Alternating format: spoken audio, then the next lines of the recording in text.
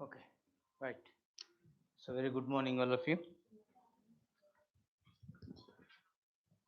So, this week again, the few things almost all get repeated, whatever we are discussing, but still, let us quickly recollect those important aspects.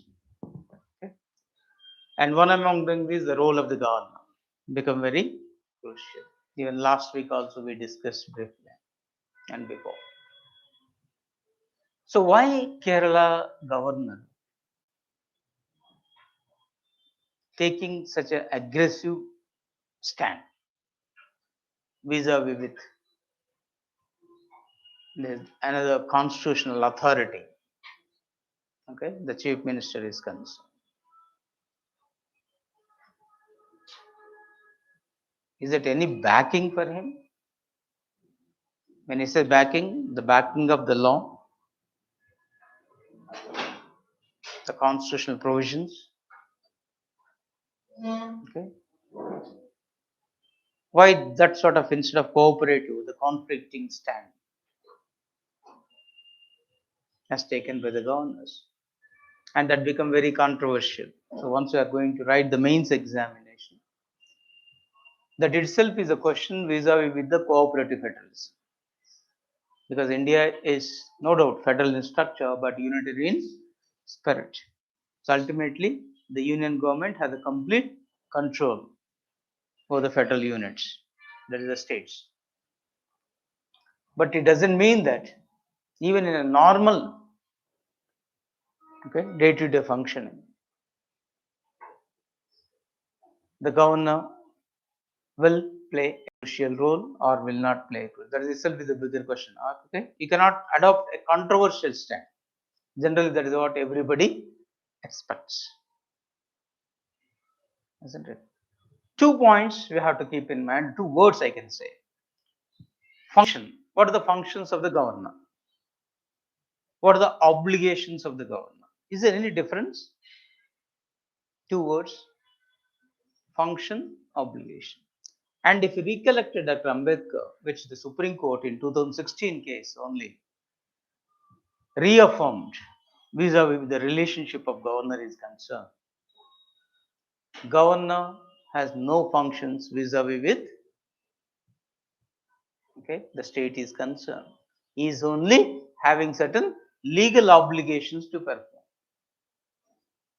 That's the ultimate word of the constitutional makers. Their intention, we can say. Okay. So that word you have to keep in mind very much. And in this case here, the Kerala governor, the dual over minister's talk, and one word used is enjoys his pleasure. Okay. Here the ministers are appointed. Okay. By whom? So when I have the power of appointment, I should have the power of removal. Okay. The chief minister is appointed by the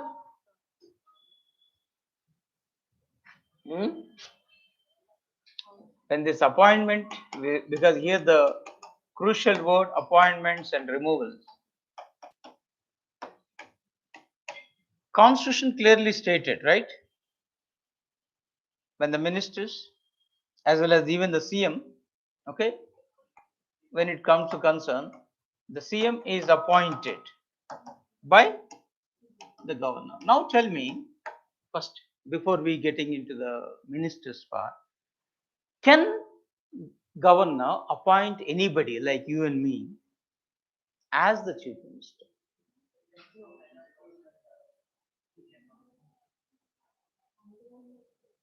What I mean to say in this context is, while appointing the CM, did he enjoyed any sort of discretionary power? Okay, he enjoys any discretionary power?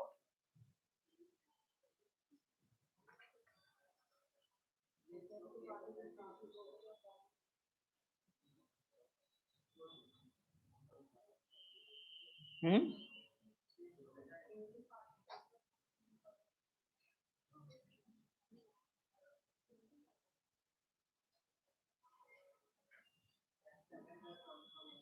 Okay.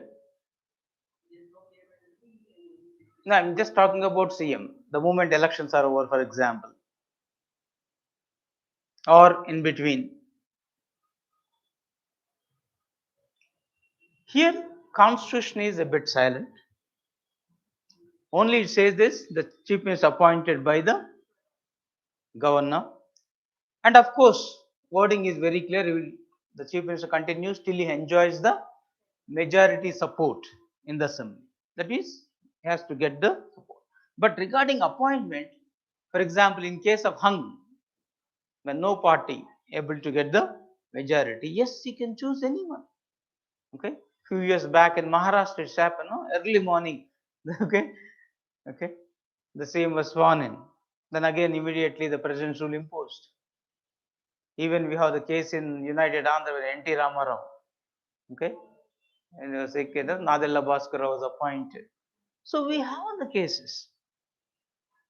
Keeping in mind, yes, we can say he has the power of appointing, and that power is discretionary in nature. That is, discretionary means he can enjoy on his own without any aid and advice of the Council of Ministers. Because there is no Council of Ministers at all, if you can say. Or previous government, interim government may be the existing. So no need to bound by it. Yes. Keeping the realities and everything. But as per the, again, another constitution now, as supposed to be enjoyed by the, the CM has to get the majority support in the assembly. It doesn't matter of party. Okay, need not be a majority party. Only he should get the majority members support. Then whoever he considered, he can appoint. But general norm, ethical norm, or what we use the word, no, the 2 years back, the civils question, mains question, examine the constitutional ethics. Okay, they use the word constitutional ethics. So this constitutional ethics is concerned because definitely that person should enjoy, and governors should see that whether that person will enjoy the majority support, and where the majority has to be proved. Is it on the floor of the house? Is it before the Raj Bhavan? Not on the roads, not on the Raj Bhavan. It should be on the floor of the house. So he has to order the floor test. Okay. Of course, floor test can be ordered only after appointment. That means, finally, even the constitution stipulated appointing the CM is a discretionary power. They very important, both from the prelims and mains point of view. You have to keep in that point. Okay. But the constitutional ethics stipulates that the person should enjoy and the majority support, and governor has to see that. Then only he can appoint.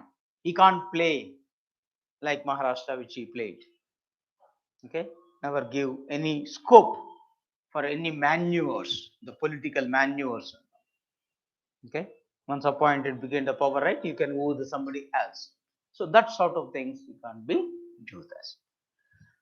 There is a first and foremost point you have to keep in mind.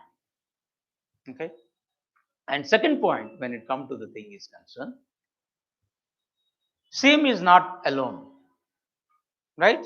It has to be with the Council of Ministers. So you have the concept of the Council of Ministers. This Council of Ministers is headed by CM. Okay, is only headed. Okay, so the moment the CM appointed, now the Constitution stipulated that again the governor appoints the Council of Ministers on the advice of Chief Minister.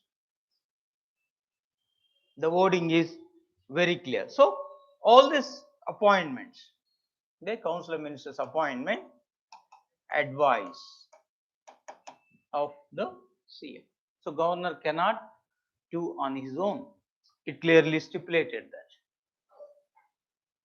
when it is on the advice of the CM.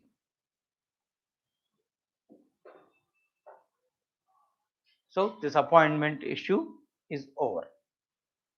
Only appointing CM is discretion. not appointing ministers. Okay. And the condition for CM is should hold the majority support. Of course, another condition for all ministers, including the CM, is what? They should be the members of either house of legislature. If it is only one house, a legislative assembly. If it is two houses, legislative council. If not, yeah, within 6 months, they should get re-elected. Wording is very clear. So no issue regarding this. Now, what is the issue? Removal. Okay, of minister. Now, before removal of the minister, again I am asking you, can the governor, okay, when you say this, remove the CM? Is it a discretionary power?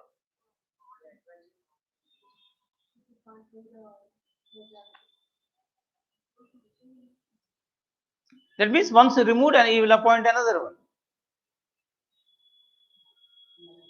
Again, unfortunately, the constitution is silent here.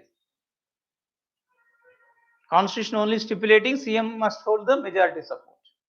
If he loses majority support, if governor is of the opinion that he lost the majority support, he can dismiss and appoint another person. That's what NTR Nadenla Bhaskar Rao episode in Andhra Pradesh itself, United Andhra. Isn't it? And hue and cry arises where then Ramlal, the governor. Okay, what is this? Where the majority support. Then finally, within a month, Nadenla Bhaskar left, again Ramarao reinstated. But that clearly shows a flaw in the constitution, isn't it? Sometimes are not clearly stated. So, on the face of it, we can clearly say yes, governor has the power to remove the CM. So, he has the power to appoint the CM as well as remove CM, and that's the discretionary. But constitutional ethics stipulates otherwise. Constitutional ethics clearly says while appointing, he should take care that he'll enjoy majority support. Even while removing, he has to take care that he has lost the majority, and that has to be tested only on the floor of the law. Number of times Supreme Court also came into rescue here and ordered for the floor test, isn't it? So governor is doing like this in spite of Supreme Court judgments, and again the vote is coming and order. So these are also happening regularly. Now, first time it arises regarding minister, isn't it? So far we don't have all the controversies moves around the CM.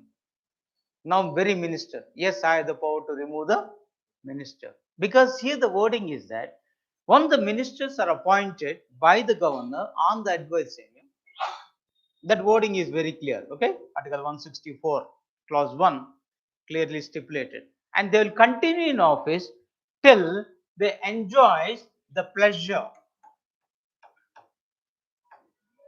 of the governor. Okay, second part of the word. So he has taken that one.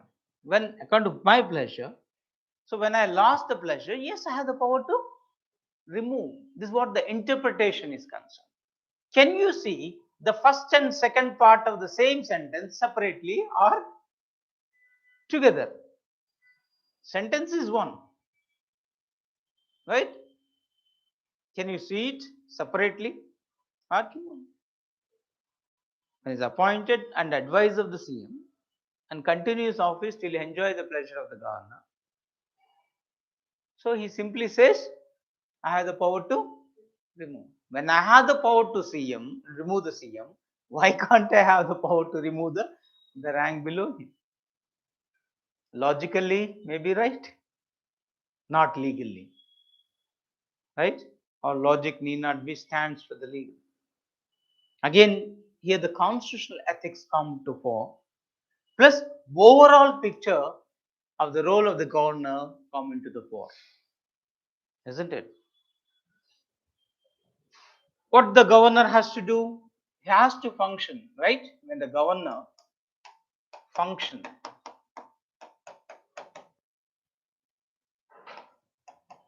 according to the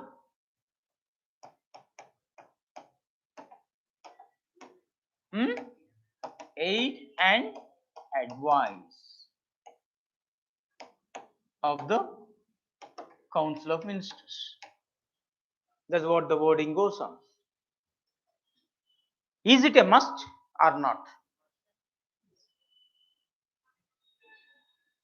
President, for example, has to, okay, according to the president has to function, or president shall. Is that word shall is there? Once upon a time it is not there. But the 42nd Amendment added this word, both at the central level as well as the union and state level. The president shall bound by the advice of the prime minister and council of ministers. The governor shall bound by that advice. That word shall was added here. So clearly shows that without the aid and advice, this authorities can't do. Why that word? We adopted a system called as parliamentary. So ours is a parliamentary, not in a presidential. In a parliamentary, the crucial point is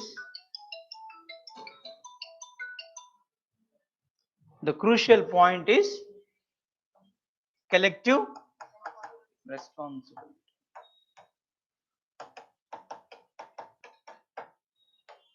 So here the collective responsibility is that is the functioning part.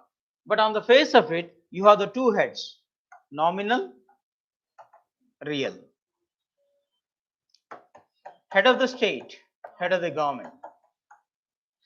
Then this head of the government, the council of ministers, headed by PM. Then governor is the head of the state or the president level. So the president or the governor is existing to provide continuity. Somebody should be there. There's a purpose why we have that nominal executive system, to provide continuity. Somebody should be there. You can't say this, because this political executive continuation is depend upon the majority support. By chance majority support and nobody is able to claim, then who will take care? So to provide continuity, we have the system of nominal executive. Only regarding appointment, they will play a crucial role, still adhered to the constitutional ethics, but in the continuation. And the president never enjoys these powers, remember. President only appoints, the moment appoints, everything gone. There is very clear. But when it comes to the states, it is not. Here and there, the discretionary power was assigned to the governor. No doubt, the governor shall abide by the advice, but still he enjoys the discretionary power. So last time we discussed where he enjoyed discretionary power. Just now we said appointing as well as removal of CM. Both he enjoy the discretionary power. Then recommending president's rule under Article 356, right? President's rule, when the state government is not functioning in accordance with the provisions of the constitution, he need not seek the advice. Okay, yeah, reserve the bill.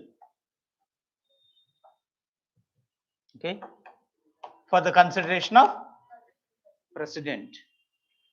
Okay, now when the state bill, when he is not happy, he will send it to the president. President may accept or may reject. So president has a veto power on state legislations. Okay. Apart from this, anything? Now one more controversial vis-a-vis with Kerala is concerned. Vice chancellors. So because being the chancellor of universities, he said yes, I have the discretion. What is the controversy again in Kerala? Yeah. So again, the constitutional ethics and general practices is concerned. when a panel of names has to be forwarded to the governor, at least 3, for example, and that panel of names not by just the CM or the council of ministers, by an committee, okay, an independent committee, okay, not just chaired by chief secretary. That's what happened in Kerala. It should not be like this. So 3, 5 like this. So that governor will choose out of them. As this was not adhered to, and one of the vice chancellors of Kerala University, Abdul Kalam University, was removed by Supreme Court itself. Taking that as a clue, the governor issued the so-called notice to all others also. Instead of removal, he simply asked them to resign. Again, removal that will be challenged in the court of law. So first you resign better, right? If you not resign, I may remove. So he followed the legal stand and advised. Anyhow, they've been to the court and got the orders anyway. Okay, of this stay orders of this direction, but still continued. In spite of it, he issued another also. So this is a bit of confrontationist attitude adopted by the governor, okay, which is unfortunate. So who is right, who is wrong is the next question, isn't it? If any issue is there, for example, irregularities, if the governor is so concerned, right, what is the role he has to play? Definitely seek the help of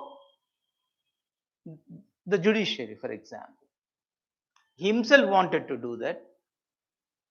As a discretionary power, yes, he can seek the help of the President of India. And President of India has the power to ask the advice of the Supreme Court, referring the matter to Supreme Court what to do. Under Article 1, you can invoke through the thing. That is the best constitutional practice, if it all be adopted. What to do? Because already Supreme Court judgment is there regarding. Now, similar anomalies are found. When you don't have the direct power of removal, if you were to seek this via route of, okay, and got the things, wonderful it is, isn't it? Definitely everybody appreciate it.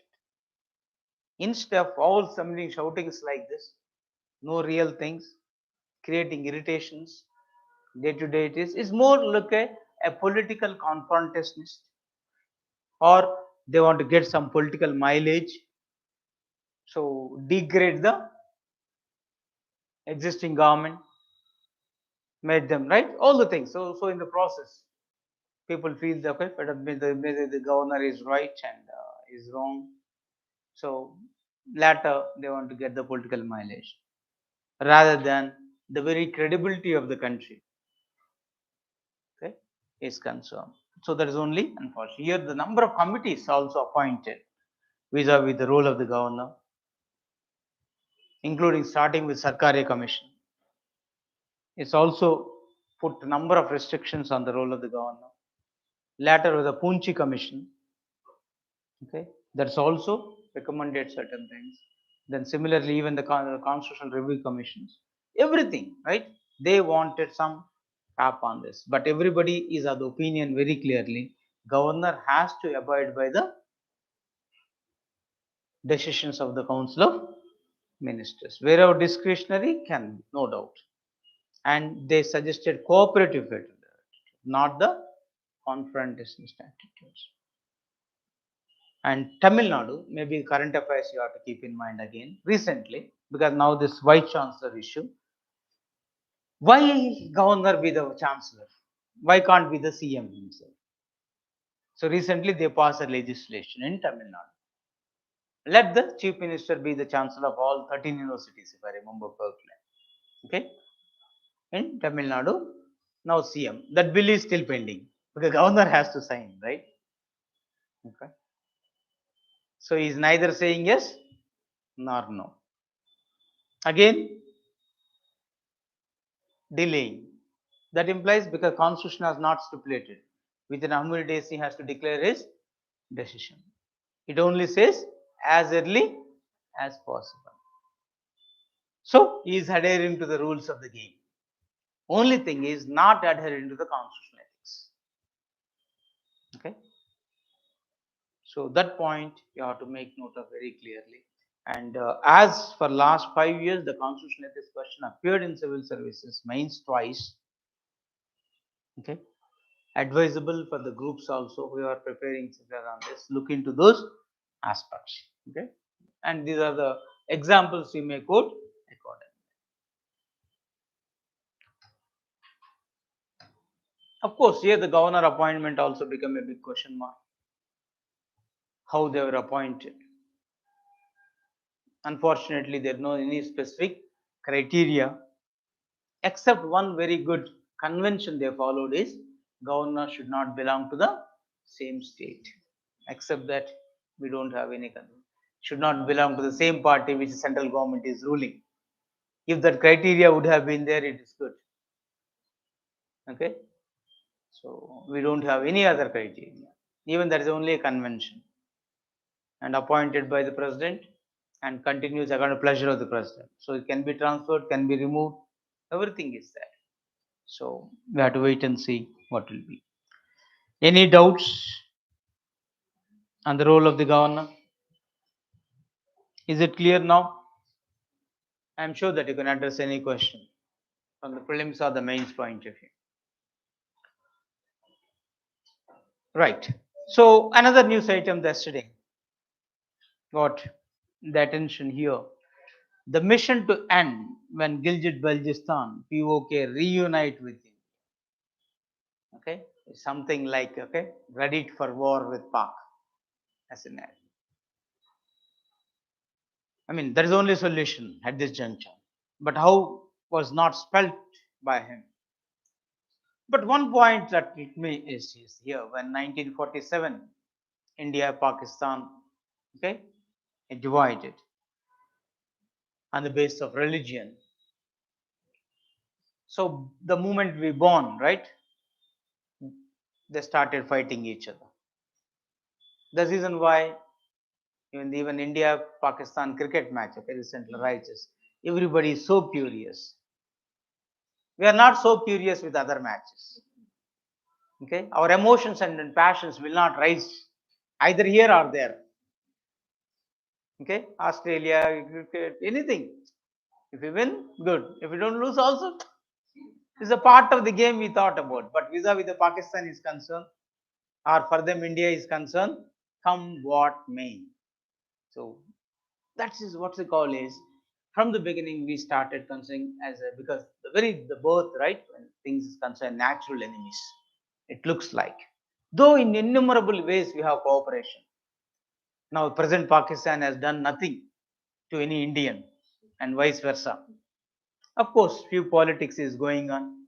Either the army there or there may some political games and funding these terrorist issues are concerned, and that has to be addressed in a different way. Okay, we can't say that should not be addressed. But here, one issue that is continuously happening, and even the terrorism, once India says is aided and abetted by Pakistan, is for the sole reason is Kashmir issue, isn't it? And I'm sure that all of you knows about this Kashmir issue. Recently, right, a day was celebrated also, the Treaty of Accession, 26th of October, a Treaty of Accession, because Jammu and Kashmir acceded to India, 1948, right? 47 we got independence. At that time, Jammu and Kashmir is an independent kingdom, a princely state ruled by a number of competitive examinations, including your Group 1, Group 2, Group 3, Group 4 civils. This question arises. Of course, now directly, who is the king? Who was the king at that time? Hari Singh. Okay. So the population, majority of the population is Muslims, and the king is the Hindu. So Pakistan want as the country divided on the basis of religion. Then logically, Kashmir also should be part of Pakistan. And but as per law, it's an option of whom? King. Then why it wants? Simple logic. Whatever be the British princely states, those were assigned either to the, British directly ruled provinces, British provinces we call. They were assigned to the either India or Pakistan, including now East Pakistan, West Pakistan, that side, this side. They are directly ruled by Britishers. All other princes are 500 plus. They are given option to be or not to be. And here Sardar Patel played a crucial role in convincing them. And one of the mode, Samadhana mode he adopted is what? Privy purses. Okay, because you're losing income, we will compensate with you. Right? A privy purses is an amount regularly was given for them, a financial support, so that you will lose nothing. Plus some other status and all the things was promised, and that had her. In addition to that, Sardar Patel also took the decision of forcibly taking the control of one of the province, in the very central province area. What is that? Junagadh. Virtually, we attacked and occupied because that is very in the heart of the country. So Patel at one point said, I don't want a hole in my heart. Okay, a famous status. So definitely contents. Of course, we rectified that aggression and occupation with conducting a referendum. Immediately we conducted what people will say, and people of Junagadh voted in favor. So that's how the de facto became a de jure. De facto means reality. De jure is as per law. Now legally that became part of India. The movement people's consent, they got it. And of course, Telangana state also, pretty well the Hyderabad state, because of this Rajakar movement. Finally, we are not attacked and occupied here. To control law and order, at them we send the police. That's what we call the police action is called, rather than a military part is concerned. And the people support is there, so naturally it become part of it. So the Pakistan take this as a clue. When India is occupying the part in one way, why can't we? Right? So it sent its forces and occupied some part of Kashmir. That's what we called as POK. So if we say this, Pakistan occupied Kashmir. Still under okay. Then of course, the Hari Singh, maybe the religious feeling came out. Why should I to Pakistan? That is India, and signed a treaty of India. Actually, he asked the help of India. Send your army, the help is. India says, absolutely no. If you acceded, put the condition, and finally, then we send and we stopped. After that, Pakistan not occupied even a single inch. That fact you know pretty well. Now, my question is of this, GB. Is it Gilgit Baltistan also occupied by Pakistan?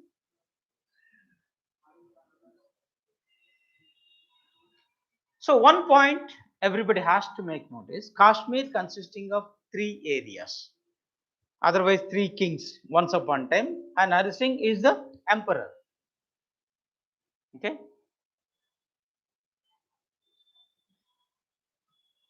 One is Jammu and Kashmir, another is Gilgit Baltistan, third is Ladakh. These 3 arenas constitute the Jammu and Kashmir again. Okay, all these three. That means Gilgit Baltistan, Ladakh is also part of the Emperor of Jammu and Kashmir.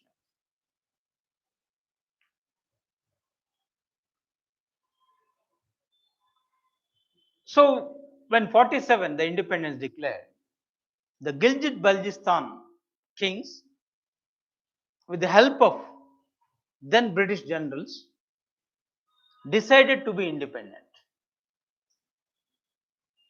Okay, and they met then President of Pakistan, Jinnah, and expressed their desire to be joined with Pakistan. Okay, but what Jinnah want is entire Kashmir I want, not just Gilgit Baltistan. So he asked them to wait. That means finally we can say Gilgit Baltistan voluntarily, as per stipulated by 1947 Act, joined with things. But do they have the power? Legally speaking, entire Jammu and Kashmir is under one emperor, Har Singh, and he is under him. How can he declare himself independent? That provision is not there in 1947 Act, isn't it? Or if he declared himself, that was not recognized by the Har Singh. Neither happened. So when the Treaty of Accession, he has given entire Jammu and Kashmir to India. Complete Jammu and Kashmir joined with, including all the three. Okay, it is something like if you have 3 acres of land, right? So once you registered with somebody, assume it 1 acre is under kabja of somebody. Now the new person will get all 3 acres legally. Okay, that kabja is still illegal, isn't it? So if the legal battle continues, that's what happening now. Only recently, the Pakistan recognized Gilgit Baltistan as its province, part and parcel. Hitherto, even the facility is not there for them. Okay, the Imran Khan, the Prime Minister, they made those steps. Now they are getting few more benefits. Till then, it is not.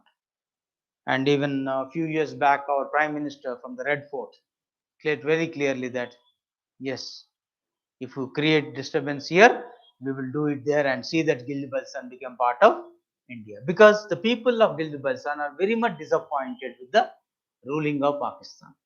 Again, though they too belong to Islam, the Muslim part is concerned, there is two major groups of Islam, Shia and Sunni. And majority of Pakistanis are Sunnis. And these Gilgit Baltistan are Shias. Again, that issue is that. So, the bigger question mark. So, possibility is that the people may not be with the Pakistan. If chance comes, either they become independent or be part of India if you can convince them. So that stand is going on for the BJP stands from the beginning. So let the takeover of the Gilgit Baltistan legally, if possible. May not be the one. And when Article 370, which stipulated a special status for Jammu and Kashmir, right? There's an agreement at the time of things and now stands scrapped, isn't it? So that special provisions are not existing. So when special provisions are not existing, what will be the final?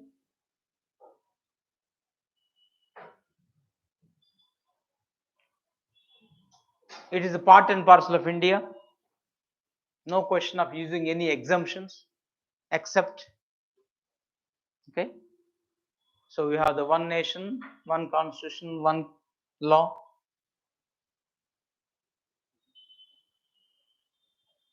Apart from this, one of the political manure the Modi government has taken is they degraded the status of Jammu and Kashmir. instead of a state, converted into a union territory. Again, a step was taken, it was divided into two union territories. One is Jammu and Kashmir, another is Ladakh. So Ladakh gets separated.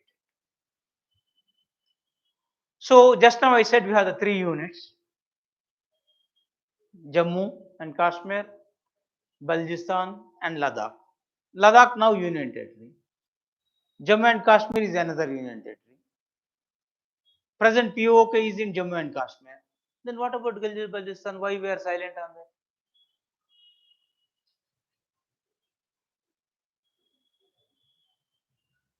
When you are claiming legally, that's also you should do something, no? You should also declare Gilgit Balochistan as another union territory. But what it did is, Gilgit Balochistan technically is in India. Now a part of Ladakh. If you see the map of new map, right, of Jammu and Kashmir, Gilgit Balochistan now, okay, the entire thing. This is a part of Ladakh, not Jammu and Kashmir. So if Pakistan talked about Jammu and Kashmir, technically speaking, they are talking about only POK and other things, nothing to do with Gilgit Balochistan and other. So in the course of time, no, it will be wiped out, and if they whatever be the wording, restricted is another political maneuver. Okay, the government of India has done. Even at one point, they don't understand how to do. Okay, face this scenario.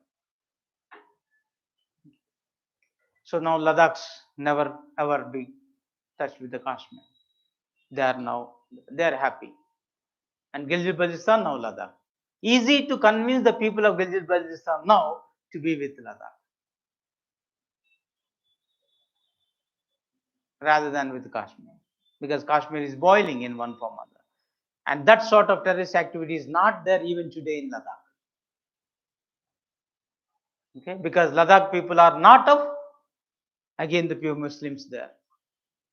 Okay, there are Buddhism is there, the Hindus are everything. Okay, the mixture, and tribals basically they are. The reason why now they are asking the Ladakh be declared, okay, as some sort of a special provisions. It should be in the either 5th or 6th schedule, which given special provisions for scheduled areas and scheduled tribal areas. Okay, something like a northeastern states. And especially, right, one schedule has given special preference to the 4 states, 4 northeastern states. What are those?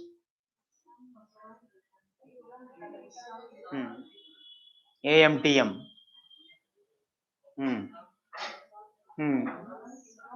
Then why can't it be now be of Ladakh? So they are asking, because they are also tribal area.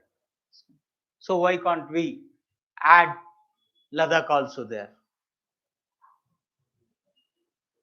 Or at least in the specifically in the 5th. So but they are stressing for the 6th. So even you have done away with the concept of entire, the Kashmir part, religious grounds. Now this area is nothing to do with. So in the course of time, you will have some stand also. The reason why now he talked about Gilgit Balochistan.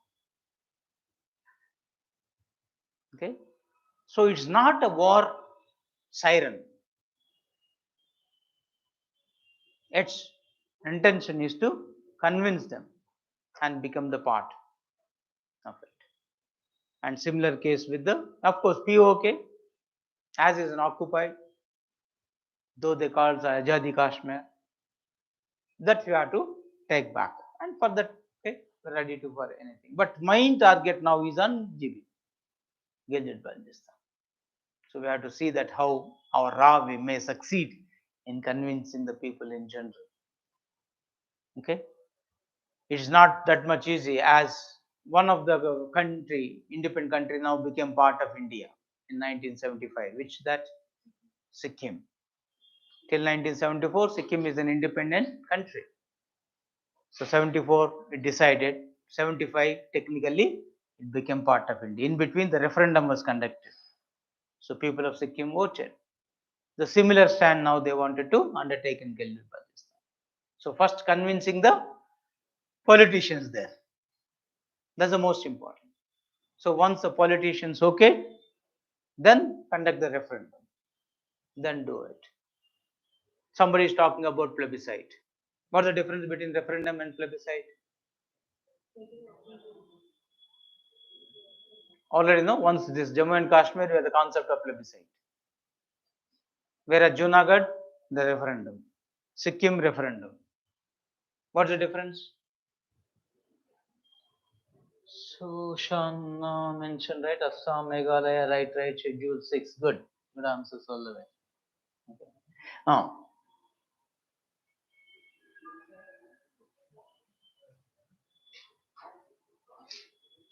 refer to the people, whether you are saying yes or no. That is, you are seeking the consent of the people, asking them what you will say. So referring to the people for their consent. Okay, that means consent means acceptance. When you will say accept, I have took the decision. Tell me whether you will say yes or no. That is called consent. That is a referendum, referring the decision of the government or any bill for the consent of the people. That is, government first take the decision. What you will say, yes or no, that's it. Whereas plebiscite, government has not taken decision. First ask me what you will say. Based upon your wish, I will take the decision. That is called seeking the opinion of the people. Plebiscite is seeking the opinion of the people. See the wording. Their consent of the people. Here, opinion of the people. First tell me what you want. Based on this, I will take the decision. Whereas in the referendum, government take the decision, tell me yes or no. Now the Kashmir, that is what it is. Plebiscite. That is whether they want to be in India, want to be in Pakistan or independent. Any options may be bore in plebiscite. Referendum only 2 options. You have to say yes or no. That is, now government says Kashmir part of India. Tell me yes or no. Okay. Sikkim, wish to be part of India. Tell me yes or no. Junagadh, wish to be part of India. Tell me yes or no. These are all referendums. Here it's not. Options are more in plebiscite. Even nota may be there. None of the above like this, right? You may do this. Any other options, you may quote it. Okay? But government take the decision later. Now, in Gilgit-Baltistan, political maneuvers are in such a way that they first the convincing the politicians like Sikkim, Nagar, okay, see that the referendum will be conducted and that become part of it. So let us see what is going to be happen by the end of this BJP rules. Okay, the part still it is.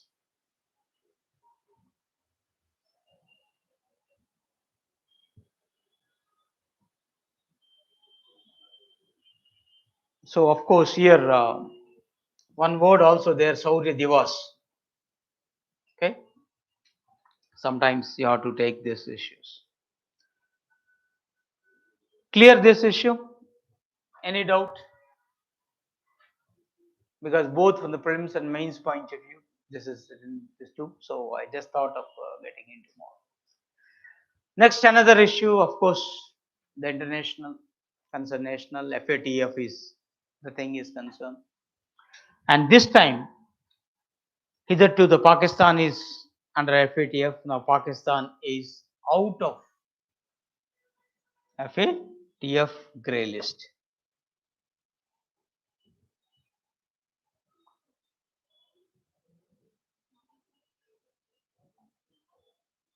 Yeah. Oh, no, given the clear definition of referendum and plebiscite. Good. So tell me, what is the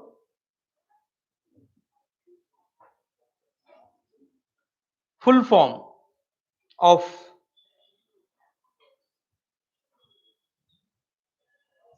FATF, Financial Action, not able to hear, Task Force. Okay, the full form, of course, I'm sure that you are aware. Yeah, Swati and Nuna mentioned already, right? Financial Action Task Force.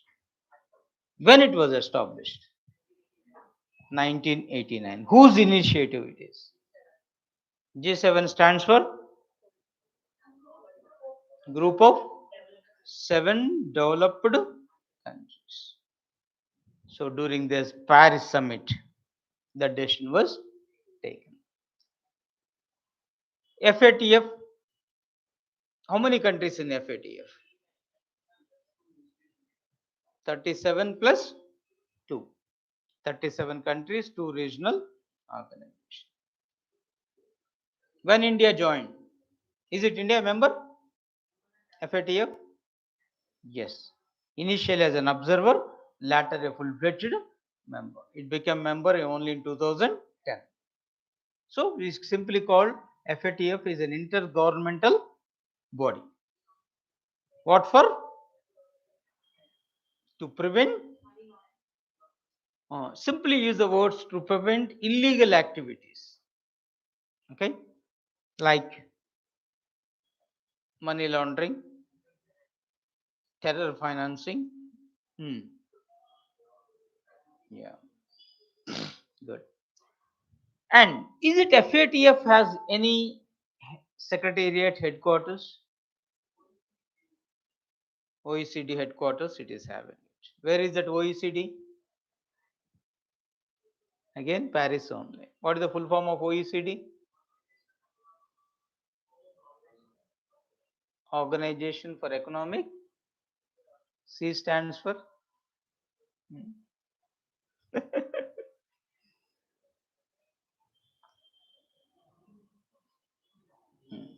So what is the grey list? Another is blacklist. Blacklist means yes, you are banned. Okay, the thing is concerned. Whereas grey list a warning. Okay, take care. These steps you have to be. Otherwise, you will be. Even if it is in the grey list, it is very difficult to get the financial aid either from other countries or multilateral institutions because sanctions is the cause. Blacklist means sanctions will come. So finally, the Pakistan convinced FATF and able to resolve the issue.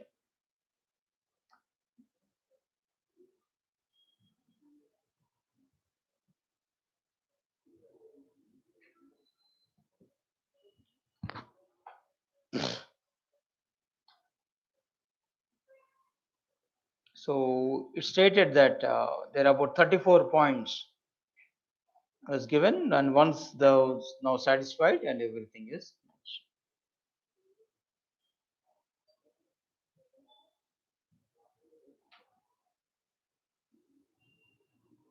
So hope this point also we discussed number of times. So let's go ahead.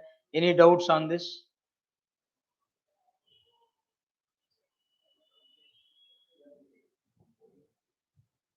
Okay.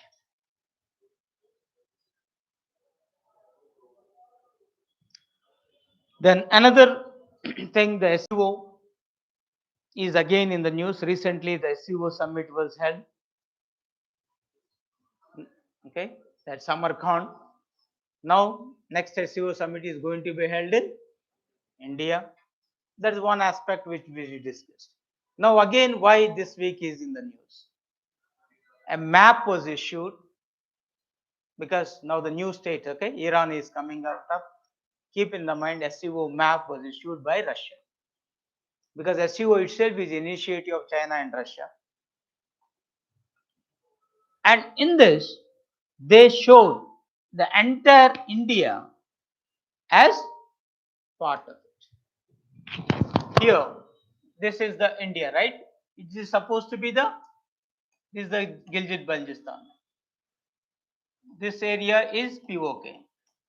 So entire this POK as well Gilgit-Baltistan was shown in this as part and parcel of. And sometimes even we have used to complain to Google itself. When India map, they never show this. And China, of course, is not showing from long time, 1955 onwards, 59 onwards. Okay, and the Tibet issue analysis, China is not showing. Anyhow, Pakistan never shows when India is concerned. So we have different maps. Now we got some authoritative recognition from the SCO. Okay, so that is the crucial point for us. Okay, though nothing in reality changes, but always recognition that matters. De facto recognition is different from de jure recognition. As per law, if everything goes de jure, definitely it has more weightage. Then other nations later follows, rather than having the different issues. So that plus point now we have it up. So overall, the participant, observer, dialogue partners, all this map they recently showed, and the founders are the China, Russia, Kazakhstan, Kyrgyzstan, Tajikistan, and Uzbekistan. India, Pakistan joined only in 2015. Of course, technically it became 2017. Now Iran, 22. It is going to be the number now. 21. The process initiated. Finally, 22. It was done. 20 itself process initiated. 21 finalized. 22 formally it will be joined. And Belarus is going to be in 23. Okay. So right now, how many countries in SCO as on date? If you say this, you can't say Iran also part. From 22 onwards, Iran will become 8, 9. Then next 23, then only you can say Belarus. But these are the things, and the map issued by the things, the Russia. So because of this, okay, that become very crucial. So from 2001, what is here? Yeah, so SCO as well as the World Bank, both, okay, updated this information on their, even World Bank also updated information on this. Okay, right? Now, just now I said when the de jure recognition is very crucial, this also happened vis-a-vis with Israel and Lebanon is concerned. They both, right, the Israel and Lebanon signed a border deal. That is regarding maritime border deal.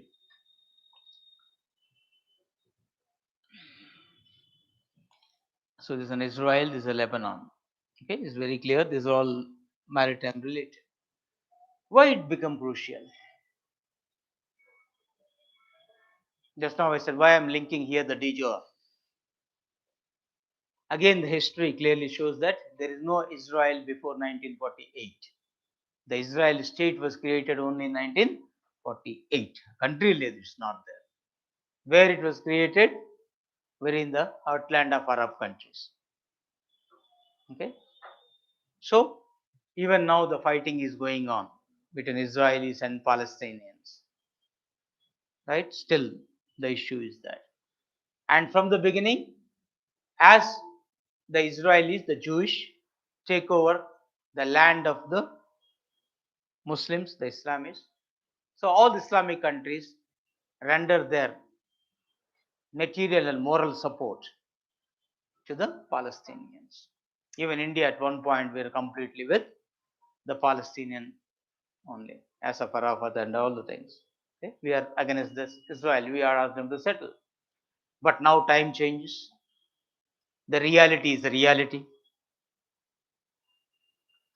And even the Arab nations understood that instead of fighting with Israel, better to be adjust and cooperate so that everybody will get benefit out of it. So recently, a concept arose with the initiative of America called as Abraham Accords. And number of competitive examinations recently that question also arises.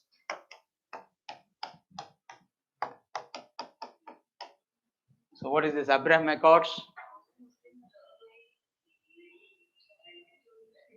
So Israel is now having diplomatic relationships with other Arab countries, starting with UAE, Bahrain, even Saudi also discussions are on. Now every nation is concerned. Finally, the moment you have diplomatic relation, that is nothing but recognition. Now the Lebanon enters is nothing but a de jure recognition. Now as per law, you recognized. Okay, so that is very, very important for Israel. So because now, as you can say, you are recognized the existential crisis when somebody says is concerned. So once you recognize, recognition is one of the elements of the state. So to establish a diplomatic relationship, to have the cooperation, coordination, to have the multilateral, bilateral relations, anything you require. Now this world is looks like independent but interdependent. Okay, on the face of it looks like independent. You may say I am independent. Can you live alone? You can't be. So in one form or another, you are dependent on others. So this interdependent nature we have to understand and helping each other. Now the issue of maritime. What are the issues are there in the maritime border? I am talking about. First, the territorial waters has to be. Then EEZ. These two technicalities. What is the extension of territorial waters? What is territorial waters? If you see any map of India or any country, in the ending they will give it. Indian territorial waters extend up to 12 nautical miles. Is there or not? Clearly mentioned. Okay? That means, so when you say this is in Israel, Lebanon, okay? This part, you called it as territorial waters. Territorial waters is nothing but extension of sovereignty over waters. That means whatever be, this is the Lebanon. This is the this is also, though is the water, is considered part of territory. Your foreign ship and enter, it should take the permission, as if it is belong to that country. Okay, it's an international law. And once in civil prelims, that question posed, according which of the international law that is there, because whenever the issue arises, it is. So we have 1955 Law of the Sea Convention has finalized this. Before is a custom and tradition happening from long time, but when the United Nations came up, it started codifying number of customs and conventions that is existing at the international level. Okay, putting on paper now instead of just saying on paper and getting the stamp of UN. So under the auspices of the United Nations, Law of the Sea Convention was held, and this concept of 12 nautical miles arose. So 12 nautical mile means, again a group one that question asked, directly they ask the meaning. Nautical miles means, if you look at the previous questions papers, you'll find prelims, is a measure of distance on water, on sea. Nautical mile is almost 1.69 kilometers, something like this. So it's equal to, so nearly 3 kilometers equal to 2 miles, not 2 nautical miles. So it's a measure of distance on sea. That is the territorial waters. Territorial water is nothing but extension of territory of the concerned country over the sea. It considered part. So like this, every country have, this country is also having this. Then you have another concept called EEZ. This country is also having EEZ. What is this? Exclusive economic zone. This is right.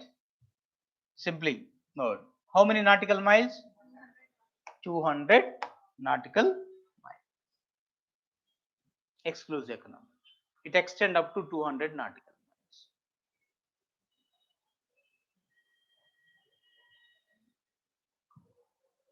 So up to here, there no question. And this concept is when this was exclusive economic zone finalized, not of 1955 convention. It is not there.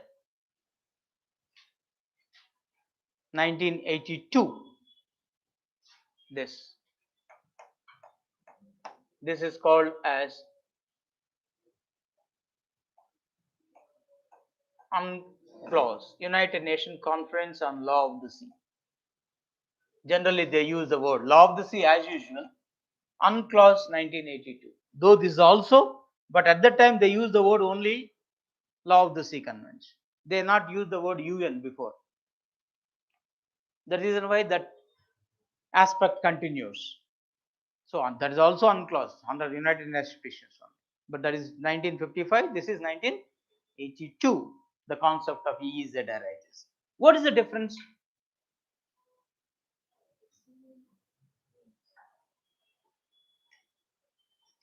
You have control only over resources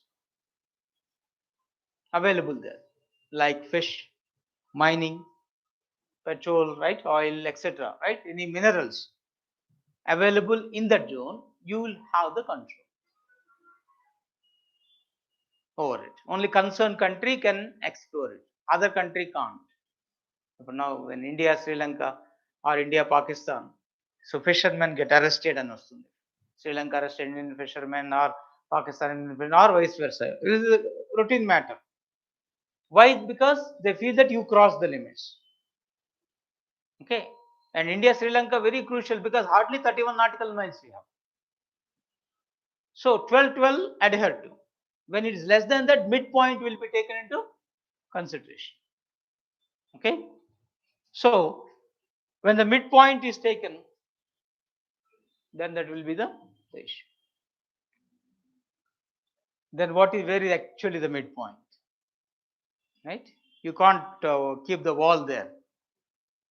Now laser beams technology is coming, alerting the ships. They are using the technology, and once it's crossing, alerts are coming. Now what is the technology? GPS they are using, and we are using this Navic.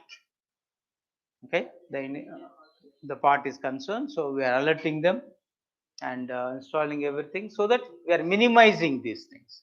Deliberately, if you are going, there's a different issue. By mistake, you are going, then it will be alert. So the technology only happens. So with all GPS technologies and everything, it can be done. So satellite can help it up in this matter. So now the same issue is going on between Lebanon as well as the Israel. As the issue now get resolved. Here, when Israel is right, and this part, is it might, can I enter into here? Can they enter into here? Okay, the issue is also there. Or where actually here? Okay, when all the issues are there, yes, now get resolved. So why we fight on each other? Then the stance. Now here one more point is EZ here, EZ, still some more place is left. What is that is called? High seas. So this middle, if at all we call as high seas. High seas means nothing but international waters. It can be assigned to the landlocked countries. Landlocked country means country not having access to sea, like Nepal, Afghanistan. Now they are under UN, and the resources what will be assigned. Okay, you can take, they can take nearby like this. Okay, that will be used by it. Then all free navigation, international cables generally lay down on the high seas. So now when you the issue get resolved in this matter. That's what it is treated as a de jure recognition. Now that the government, Israeli government, for them it's a great mileage because November 1st is an election there in Israel. Within these 3 years, they are having now the 5th time with elections because no party is able to get the majority. The hung is going on. What is the name of Israeli parliament? Knesset. Knesset. Knesset. K. K is silent there. That's the name of the parliament. And the elections are going. So there's a mileage for the government now with this issue is resolving. So we have to wait and see whether again hung or something else to be happen in the next elections. Any doubt? Yeah, Swati mentioned this Knesset.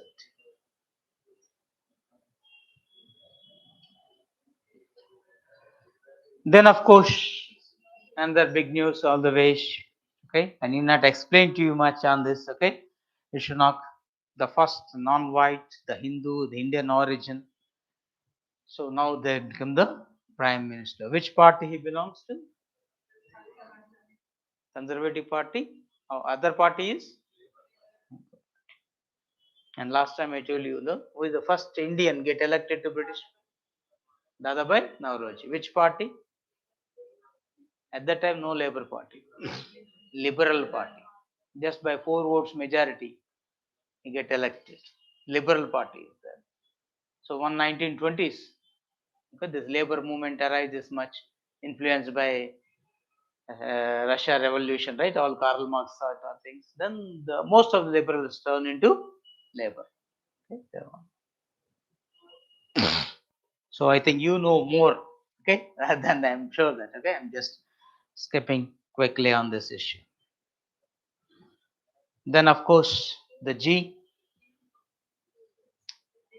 unprecedented term, the Emperor G. Now, this is why calling Emperor, okay, this news item, right? They made it as an Emperor, okay, a dictator, a monarch, okay, it's like this. So, hitherto, the China, except the Mao, the initial founder, for everything for the term is 2 years or sometimes only once. So second may or may not get re-elected, but most often they are getting, and after that giving place for new. And when the G rises, now he want to be the permanent, the president of China till that means till he alive he want to be. So it looks like, and the continuer. And why we call an authoritarian tendencies or dictatorial, of course, when the Communist Party looks like supposed to be a decision maker, but whoever controls the party controls the overall the decision making level. And China considered itself as people's democracy. Okay, voting is there. How many will contest? Only one. So you don't have an option. If some dissent is there, they will be forcibly. Now you can say no former president. Okay, just before him, and he was forcibly taken out. Okay, of course, government stated different reasons, but still that videos clearly shows that, okay, without his consent he was taken out. That is much we can say it. So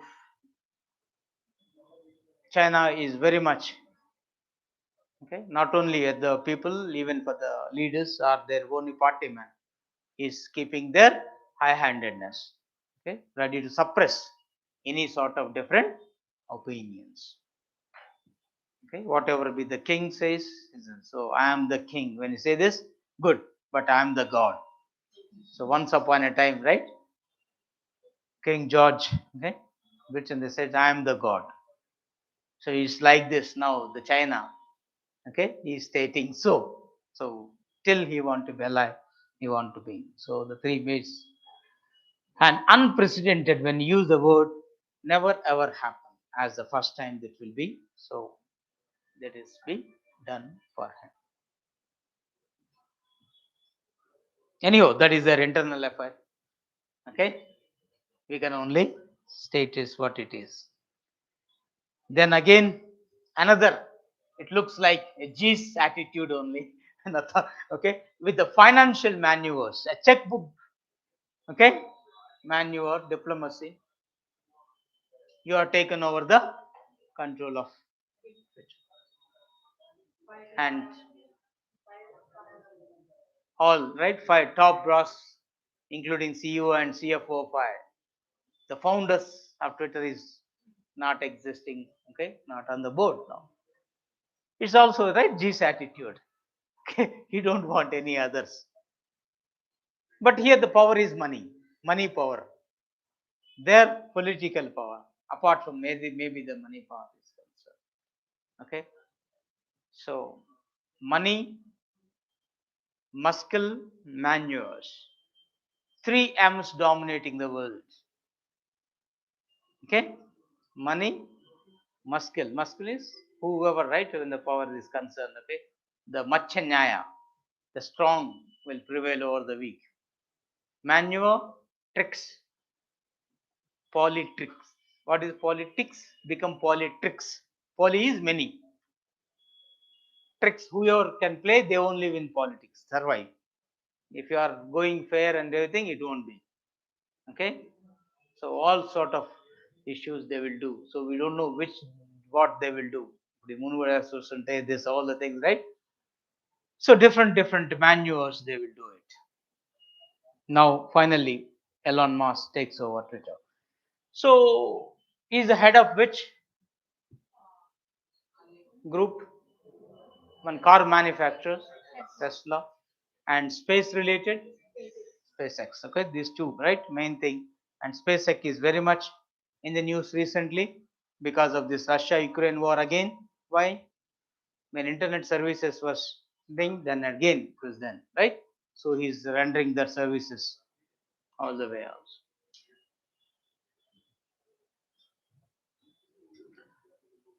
Then the other time, yeah. So again, when France and India discuss ways to expedite world's largest nuclear plant.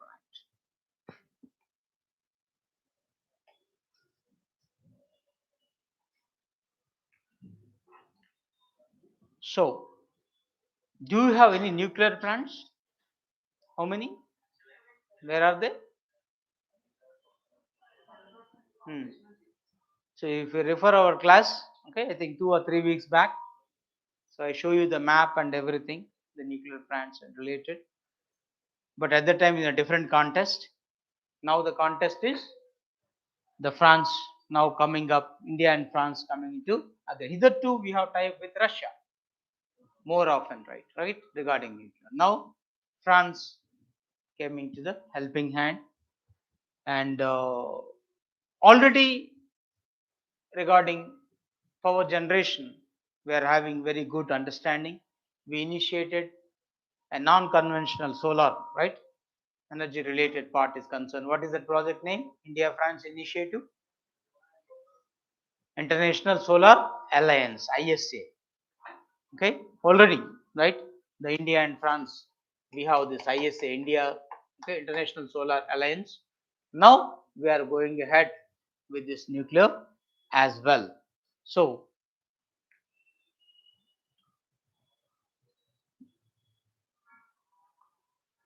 yeah, 6 nuclear power reactors, the two in Maharashtra. We are planning for that one. So we have to wait and see how it is going to be happen. And with a total capacity of 1650 megawatts each here. So it's a technical cooperation. So here already we have this Jaitapur, the site of this reactors, okay, the world largest nuclear power generation plant is going to be happen. So together 9,900 megawatts it will be. And the responsible organization is NPCIL, Nuclear Power Corporation of India. Will take care of all this issue.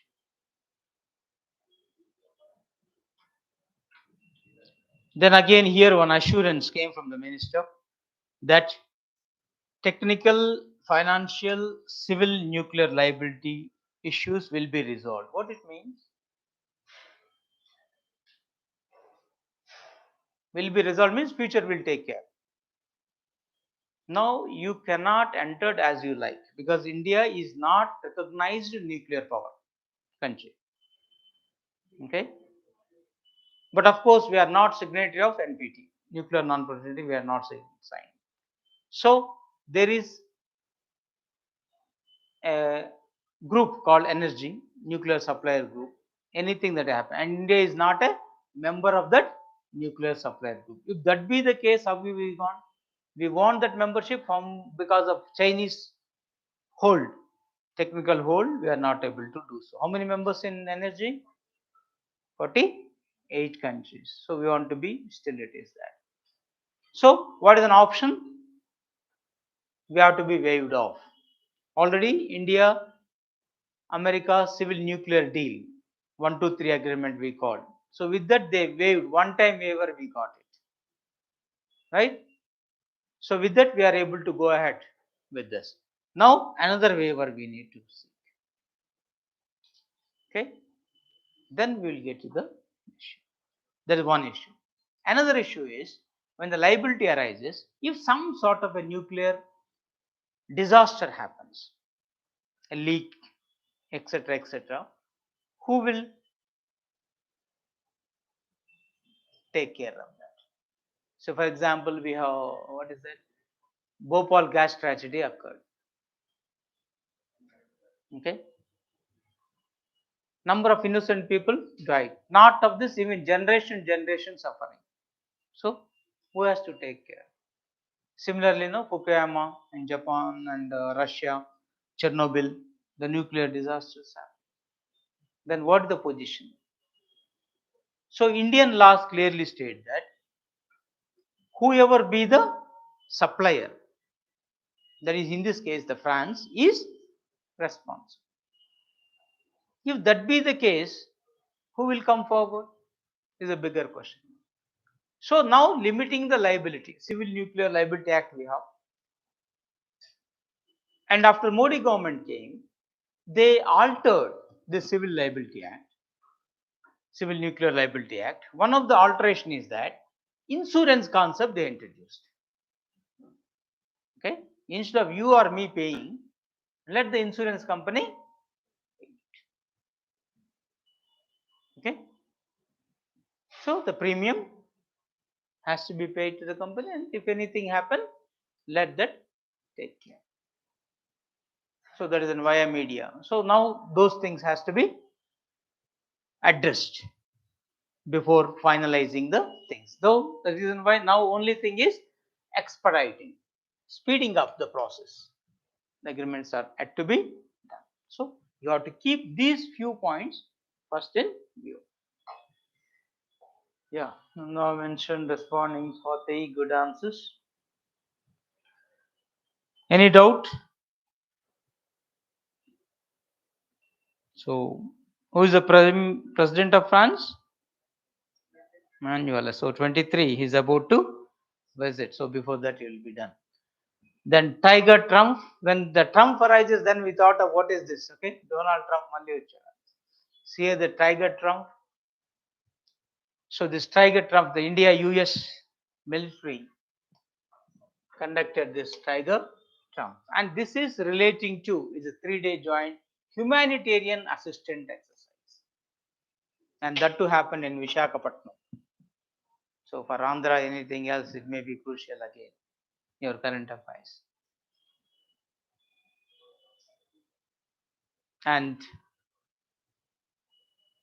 way back in 2019, the first exercise conducted. Now again in Visakhapatnam, that's happening. And of course, these are the other exercises which you have to keep in mind. Red flag, Yuddha Abhyas, Vajra Pahar, India, US, all these things, right? India. Okay. Then you are the annual meeting of climate, 27th annual meeting of the climate that is going to be held from November 6th. What this we call? Conference of Parties. Under UN auspicious, it will happen. So we generally call it United Nations Conference on Climatic Change.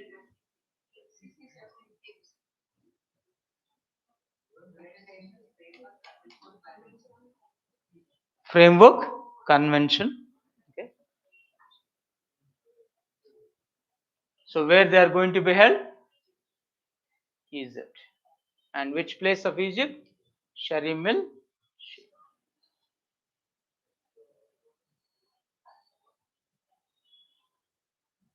Of course, three main areas they are focusing: reducing emissions, helping countries to prepare and deal with climatic change, and finally securing technical support, and including the funding. Okay. Then of course another UN related UNHRC in the news, and rapport, a special rapport was appointed and belonged to India. KP Ashwini was appointed. So what is the full form of UNHRC? United Nations Human Rights Commission, now the council, and she is the first Indian as well as Asian woman to be appointed. So because of all the first, again this is an important issue.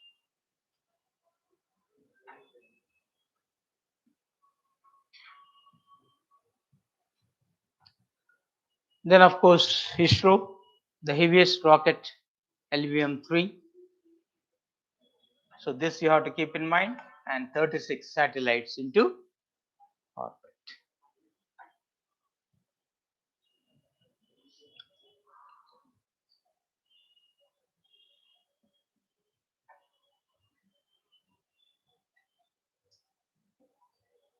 This between India's NSIL, what is the full form? Last time we discussed this. New Space, yeah, oh, here it is. Okay, New Space India Limited.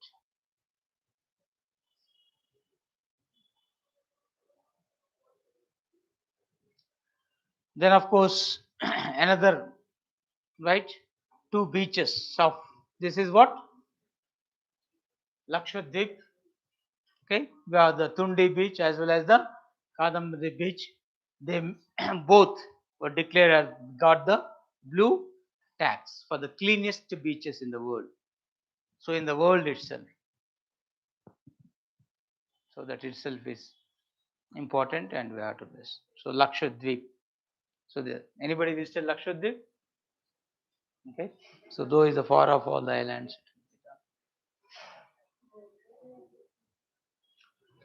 Then of course the women team got recognition, the new year of gender equality. Now the BCCI announces equal match fee for men and women cricketers. So previously it is not. Recently the movie వచ్చింది, saw this also. A discrimination. Okay, the women on what is that? Movie వచ్చింది కదా women cricket మీద, చూడలేదా? బిజీగా ఉన్నట్టున్నారు. Or web series, అది web series కూడా కాదు, I think is movie only, right? ఆమె ఎవరు? Recently retired, no finally women cricket captain. షబాష్ నీతునా? నీతు మీతు మిథాలి యా, ఎస్, మితు అని పెట్టారు, right. So maybe a timely movie perhaps, okay, and worth watching. Now what is the match fee?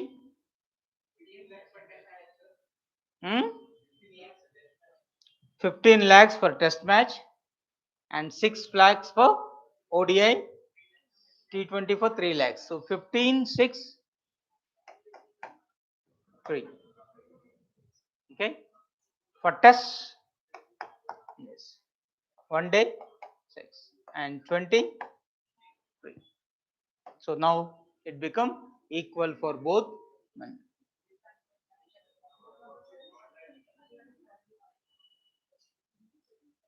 So previously women used to get here now 15, no 4 only. See the difference. Okay, and here 1 lakh only. No T20 I think. So very limited. 1 lakh for ODI and T20 also 1 lakh on. Both it is. Now it is completely reverse. So good trend indeed.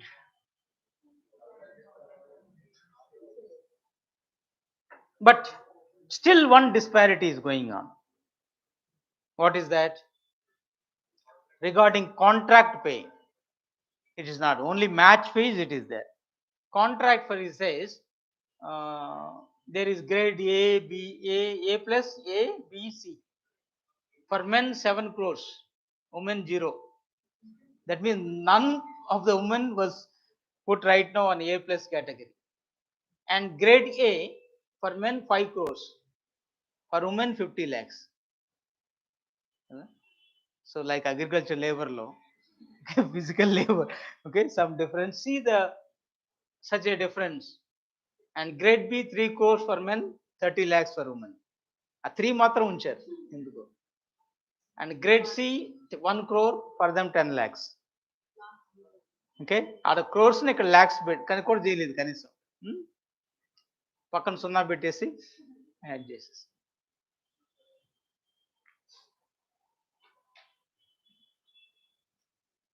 So we have to wait and see what is going to be done. But anyhow, it's a first step towards it.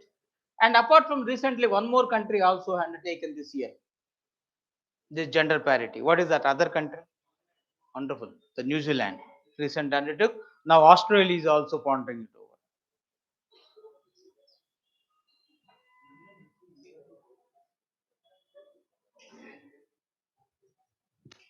Okay,